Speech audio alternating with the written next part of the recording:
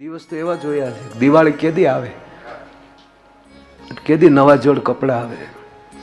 આ ફાટલા જીન્સ પહેરવાની ફેશન નીકળશે ખબર નહોતી, નહીં ત્યારે આપણા જૂના હાશવીને રાખતો મરી ગયા થીંગડા મારી મારી.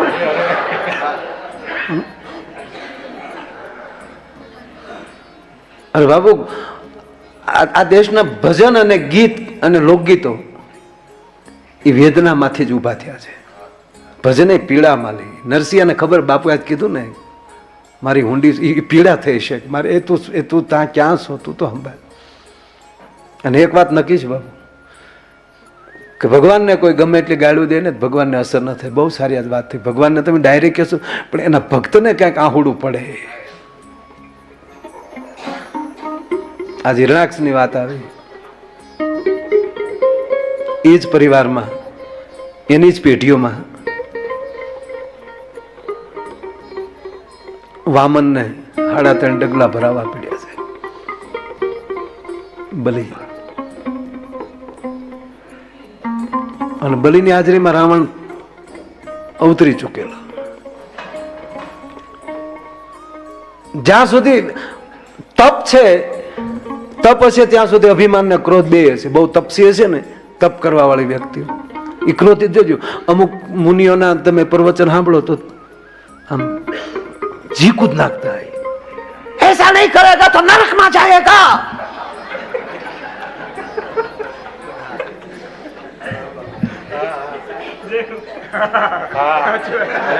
નથી રહ્યા બિચારા. કોઈ પણ તપસી હોય એમાં તેજ બહુ હોય, ક્રોધ હોય, ઉપવાસ રહી રહીને.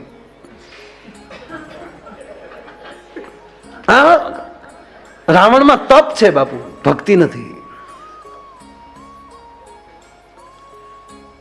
અને ભક્તિ જ વિવેકનો જન્મ કરાવે. રાવણમાં બહુ તપ હતું, બહુ. હવે કૈલાસ ઉસો કર્યો ને પછી પાર્વતીજીએ ભોળાનાથને કીધું કે તમારે ત્યાં લંકાજીને પૂજા કરે, અહીં માથાળો અહીંયા ન આવવો જોઈએ. તમે હતા સમાધિમાં ને એને હળુડુડું ઊંસું કર્યું છે. ગણપતિને અને કાર્તિકીને મેં પકડ્યા, બરફમાં લહરતા થાડો આખો હળુડુડું. એ અહીંયા કૈલા અહીંયા ઘીરે તો ન જ આવવો જોઈએ. તમારો શિષ્ય ભલે રહ્યો, તમે જાણો, તમારો શિષ્ય જાણે, ત્યાં રાખો.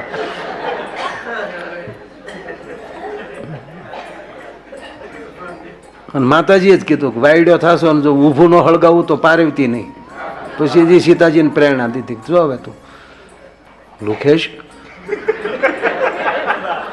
એકલો બાપુ બાપુ જ કરશો, માને માનતો જ નથી. હવે કલ્પના કરો, મહાદેવ પોતે આવીને રાવણ સામે સમક્ષ રજૂ થઈ જાય ને કે હવે રાવણ હવે પૂજા કરી લે, પછી મારે કામ છે. બ્રહ્મા પૂછીને લેખ લખતા હોય. એની આ લંકાની જાહો જલાલી બાબુ કેવી છે. આજે લંકામાં બેઠા છીએ, બ્રહ્મા પૂછી વિધાતા પોતે પૂછીને લેખ લખે. બ્રહ્મા વિધાતા બ્રહ્મા. હવે આનું એને અભિમાન કે જગતનો બાપ મહાદેવ જો મને મારી આગળ હાજર થઈ જતા હોય, એનો એકલો તો હું શિષ્ય, અને બ્રહ્મા મને પૂછીને કામ કરતા હોય, અને હવે જો વિષ્ણુ મારા હાથમાં આવી જાય અને ત્રણેય લોકમાં મારો ડંકો વાગી જાય, પછી તો રાવણ ને બાપુ લવણ થઈ ગયું. જેવન કે વિષ્ણુ ને ભેળ્યા, કે પણ ઉભો વિષ્ણુ ને ભેળ્યા. દ્રષ્ટાંત છે. જે મળે લંકેશ કી જય, વિષ્ણુ ને ભેળ્યા. એમાં કોકે કીધું કે બલી આરે હારા સંબંધ છે હમણાં. ઓ અપને વાલા કહા, અપને વાલા. ત્યારે પાતાળ લોકનું રાજ આપેલું નારાયણે. બલીને દ્વારે રાવણ આવ્યો છે, ત્રાડવા મળ્યો છે. એ બલી બહાર આવ, બલી એ બલુ. રાવણ તો એને જ રાવણ કહેવાય ને. વિવેક વગેરે ભક્તિ ન હોય ત્યાં સુધી વિવેક ન હોય.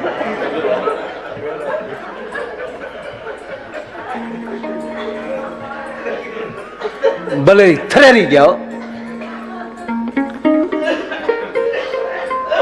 બલિનો ડેલી એની બારી ખોલીને બલિએ જોયું તો લંકેશ સ્તુતિ મળ્યો કરો, આયે લંકેશ, પાતાળ લોકમાં તમારું શું સ્વાગત કરું? સ્વાગત નથી કરું. મેં સાંભળ્યું છે તારે વિષ્ણુ હારે હારા સંબંધ. હમણાં હું ત્યાં દ્વારે જ રહેતા હતા, પણ મારી બેન લક્ષ્મી રાખડી બાંધીને છોડાવી ગઈ. બહુ સારા સંબંધ મારે. અત્યારે ક્યાં છે? પણ અંદર તો આવો, પાણી પીવો કે બેસવું નથી. વિષ્ણુ ક્યાં? પણ આવો તો ખરા. નાય બલી, હું લંકેશ. મારી ભુજાઓની તાકાત ની તને ખબર નથી. મારી 20 ભુજાઓથી મેં કૈલાસ ઊંચો કર્યો છે. પણ મહારાજ વાત તમારી સાચી. નાય, કૈલાસ ઊંચો કર્યો ત્યારે ખબર કેવું લાગતું? પોતે પોતે મેળો વખાણ કરો કે મહારાજ વાત સાચી તમારી, અંદર તો પધારો. નાય નાય ભલે, એક વાર મને વિષ્ણુ સરનામું આપી દે અને સોચરા નો કાઢી નાખું તો રાવણ નહીં. કે પણ અંદર તો આવે હવે છે જ ક્રોધિત થયો ભલે. એ રાવણ, મહારાજ બલી સામે વાત તું કરે છે એનું તને ભાન હોવું જોઈએ. તું તો લંકુડીનો ખાલી ધણી છો, હું પૃથ્વીનો માલિક હતો, આ ધરતીનો માલિક હતો. તું કોની સામે વાત કરેશ? તું મહારાજ બલી સામે તું વાત કરેશ ને ક્યારનો કહો છો વિષ્ણુ ક્યાં છે? તારે એને કાંઈ વાંધો નથી. મારે 3 પેઢીનું વેરાલ્યું આવતું હતું. મારા મોટા દાદાનો મારનારી છે, હિરણ્યકશિપુને મારનારી છે. હું ગોતતો હતો તારી ઘોડે, પણ 3.5 ડગલામાં પૃથ્વી માપી લીધી, પામી ગયો. મારો દાદો પ્રહલાદ કહેતો છે ખોટું નહીં હોય. અને એ રાવણ 1/2 ડગલું પૃથ્વી ઘટી મારું મસ્તક આપ્યું મેં. અને જેવો મારા મસ્તક ઉપર એને પગ મૂક્યો અને જે તપથી નહોતું મળ્યું, જે મારી ભક્તિથી મારી તાકાતથી નહોતું મળ્યું, એની મને સ્મૃતિ થઈ. અને મારી જીભથી તેથી તળિયા ચાટતો થયેલા. હે નારાયણ, અમે તો અસુરના દીકરા છીએ, અમારા વાળે તને કાંટા ઘોડે લાગ્યા હોય તો નારાયણ મને માફ કરજે. હું જીભથી ત્યારથી બેહી ગયો છું અહીંયા. અને છતાં અભિમાન હોય તો અંદર આવી પેલા ડેલીની બારીમાં લઈ આમ રાવણ ત્રાહો થઈ. હવે આપ બધા સમજતા હશો 10 માથા ડેલીમાં ભટકાય એટલે 3, અને ઝાઝા માથા થઈ ગયા પછી ત્રાહા હાલે એને જ રાવણ કહેવાય. અંદર આવ્યો એના દાદા વખતના, હિરણ્યકશિપુ વખતના દાદા બાપુ પટારા પડેલા. એમાં બલીએ કીધું રાવણને કે આમાં એક પટારો ખોલ. અને પટારો ખોલ્યો. શું છે એમાં? એક ચક્ર પડ્યું છે ગોળ. બારું કાઢ બારું. કૈલાસ ઊંચો કર્યો ને, હાથ નાખ્યો, ચક્ર હલ્યું નહીં. બીજો હાથ નાખ્યો, હાથની તાણ નહોતી છે ને.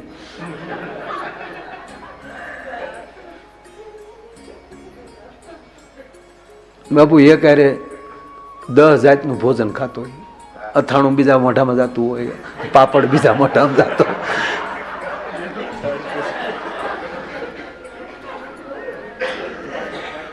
એવો લખણકૂટ કહેવાય ગયો. શેલે પટારાના દરવાજાનો આમ ઘા કર્યો, સ્વયં રાવણ અંદર ઉતર્યો, 20 ભુજાઓની તાકાત કરી. 20 ભુજાનો અર્થ એ પણ થઈ શકે કે શક્તિની પરાકાષ્ઠા. ભગવતીને 20 ભુજાળી કહેવામાં આવી છે. શક્તિને માપ ના આવી શકે એને પછી એને 20 ભુજા. પણ વિષય ભુજાઓની તાકાત કરી. પરસેવો વળ્યો બાપુ, પણ ચક્ર ના હલ્યું. ભોઠો બહુ પીડ્યો રાવણ. બલી હામું જો, બલી હામું જો તો શુક્ર હામું જોવે. કાં રાવણ છે હું? સાંભળ રાવણ, કૈલાસ ઊંચો થયો હશે તે તારી ભક્તિથી થયો છે, તારી શક્તિથી નહીં. તારું ભજન હશે કે પણ આ શું છે કે ક્યારનો એમ કહેશો કે મેં કૈલાસ ઊંચો કર્યો, કૈલાસ ઊંચો કર્યો. એ કાંઈ નથી, મારા દાદા હિરણ્યકશિપુના કાનનું કુંડળ છે. બીજો પટારો ખોલ, બીજામાં પીડ્યું બીજું. તો એ રાવણ, જેમનું કાનનું કુંડળ એવું હશે તો એના બાજુ બંધ કેવા હશે? એના બાજુબંધ એવા હોય તો એના પગની મોજડીઓ કેવી હશે? એ રાવણ એના માથાનો મુંગટ કેવો છે? પટારામ દેખાડું કે જો નથી. તો રાવણ સાંભળી લે એનું બખ્તર કેવું હશે. અને છોડ રાવણ એના હાથની ગદા કેવી છે. આ કુંડળનો પહેરનાર જો બીજા પટારામાં ગદા પડી છે, આ ગદાને ટચલી આંગળીએ રમાડનાર મારો દાદો હિરણાકશિપુ. રાવણ એટલું કહું કે તને જેટલું લાગે એટલું વિષ્ણુને ડાયરેક્ટ કહેવું હોય કહેજે, પણ એને ભક્તનું કોઈ દી નામ લેતો નહીં, નહીતર રાહ જોવા ખોટી નહીં થાય. મારો દાદો હિરણાકશિપુ એટલો બધો બેકી ગયો હતો, એટલું જોર હતું એનામાં. અને મારા દાદા પ્રહલાદને વૈશાખ 14 ને જીવતે જેથી થંભ ધગાયો, તેથી મારો દાદો પ્રહલાદ રોતો હતો, પિતાજી પાછા ફરી જાઓ. કે નહીં બસ ભાઈ, મારો દાદો રોતા રોતા કહેતો હતો, પિતાજી હવે હદ થાય છે. અને કહેવા દે રાવણ, વૈશાખ 14 ને દિવસે મારા દાદા પ્રહલાદે બંધ એમ કહેવાય કે થંભને બંધ ભરી થંભ ફાટ્યો, એની અંદરથી નારાયણ પ્રગટ્યો. એ આ કુંડળનો પહેરનાર, આ બાજુબંધનો ધારણ કરનાર, આ બખ્તરનો પહેરનાર, આ કેમ કે ગદાને ટચને આગળ રમાડનાર, એને ઓડે પકડ્યો, પોતાના ખોળામાં નાખ્યો અને પોતાના આંગળાથી ચીરી અને હાલતો થઈ ગયો. તો આ માયલું તારામાં કઈ બળ ખરું? તે લંકા ભેગો થાય. અને માનવ બનીને આવે ને ત્યારે સાળો કરવો હોય તો કરજે, પણ એટલું કહું કે એના ભક્તનો તો સાળો કરતો જ નહીં, નહીં તેનું આહુડું કોઈ દી નારાયણ જોઈ નથી શકતો. બાપુ એકવાર બહુ સારી વાત કરેલી પૂજી મોરારી બાપુએ કે અહીંયા દ્રૌપદીને શેલી મોઢામાં ગાંઠ રહી ગયેલી, અને કૃષ્ણ દ્વારકામાં બાપુ અટારીએ જાય ન્યાલી પાછો આવે, અટારીએ જાય ન્યાલી. રૂક્ષ્મણી સત્યભામા પૂછે પ્રભુ શું? કે દ્રૌપદીની હાલત. તો જાવ ને, પણ મને રસ્તો જડવો જોવે ને, હું ક્યાં કેડે પગું? કે રસ્તો? હા, મને રસ્તો નથી જડતો, ક્યાં રસ્તે હું ડાયરેક્ટ પહોંચું એવો તો કેળો જોવે ને. અને દ્રૌપદીની આંખમાં આહુંડ. બાપુ જે લીટોથી હોઠે પગ્યો ને એ કૃષ્ણની માટે રનવે થઈ ગયો છો. ભલામણ આહુડું હોઠે પગ્યું ને તાતો પગી ગયો ભલામણ. વાત બહુ સાચી છે.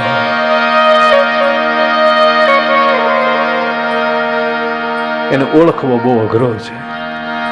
એને ગોતવા જાવ તો જડે નહીં ગોત્યો,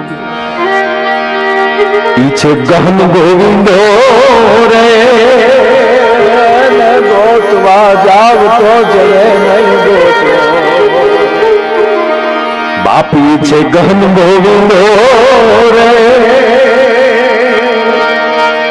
પણ આવા હરિભક્તોને હાથ વગો છે. ગુરુની શું કામ કે એની પાસે બેઠો છે.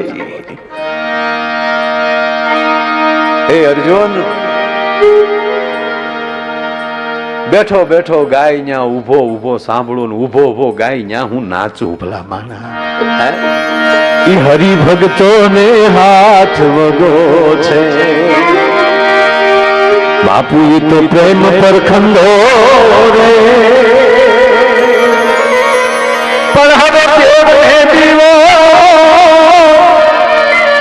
એ મારે ભૂખ શું દેવો?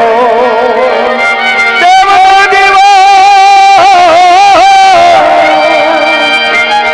એ હવે દેવ હે દીવો એ મારે ભૂખ શું દેવો? એને દિલ દઈ દેવું રે. જીઓ જીઓ મોજ મારે, મોજ મારે, મોજ મારે રે વાલડા. મોજ મારે, મોજ મારે, મોજ મારે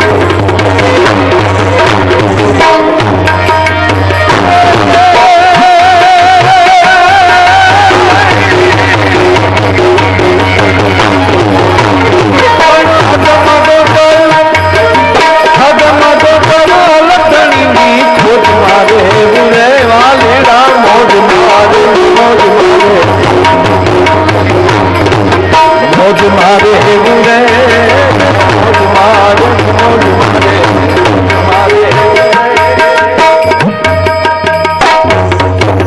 ગોતવા જાવ તો જડે ની ગોત્યો ઈ ગહન ગોવિંદો અને હરિભક્તો ને હાથ વગો છે ઈ પ્રેમ પરખંદો. અરે વાત બહુ સાચી છે.